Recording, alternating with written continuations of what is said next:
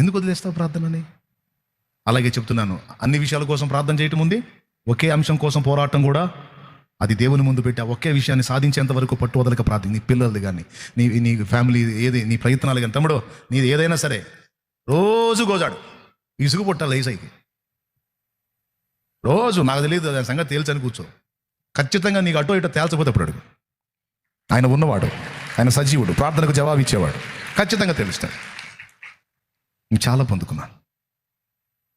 ఒక దర్శనం కోసం కాచుకుంటే 3 విధముల నాకు ప్రయోజనాన్ని చూపించి నడిపించాడు. ఇప్పుడు కూడా చాలా ఇష్టం నాకు అట్లాంటి మొండోళ్ళు దొరికితే వాళ్ళతో కలిసి అట్లా ప్రార్థనలో గడుపుదామని. అలా దేవుని ముందు గడపడం ఎక్కువ ఇష్టం నాకు. పిచ్చోళ్ళు ఏం పెద్ద తగలటల్లా. ఇప్పుడు అంత సోదరులు తయారయ్యారు. అంత పై పైన భక్తి. దేవుని ముందు అలా కనిపెట్టుకుందాం, అలా కాచుకుందాం, కొద్ది రోజులు అలా ప్రార్థనలో గడుపుదాం, వస్తావని అడిగేవాళ్ళేరి. ప్రతి ఒక్కడి జేబులో ఒకటి ఉండగా అదే పిచ్చి మత్తెక్కినట్టు ఎక్కింది అందరికీ. ఆలోచన చేయండి. ఇది రాత్రి వేళ చెప్పించాడు దేవుడు ఈ విషయాల్ని. తెల్లారేటప్పటికి మర్చిపోతారో, లేకపోతే హృదయంలో భద్రం చేసుకొని ఇక పోరాటం మొదలుపెట్టి ఈ రాత్రి నుంచే స్టార్ట్ చేస్తారో మీ ఇష్టం.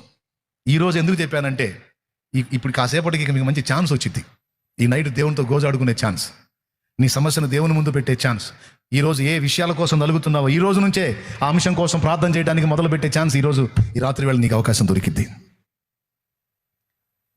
ఈ ప్రార్థనకు ప్రత్యేక విలువ ఉందండోయ్. దేవుడు నిన్ను దర్శించిన దాకా వదలొద్దు.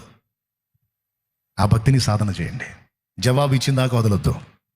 నా ప్రభు అనాలా, నా కుమారి నీ విశ్వాసం గొప్పదిరా తల్లి అనాలా. నా కుమారుడా నీ విశ్వాసం గొప్పది అనిపించుకుందామా? అలా సిద్ధపడదామా? చాలు, ఇక పెద్ద మ్యాటర్ ఏం అవసరం. కృప మనకు తోడై ఉండును గాక.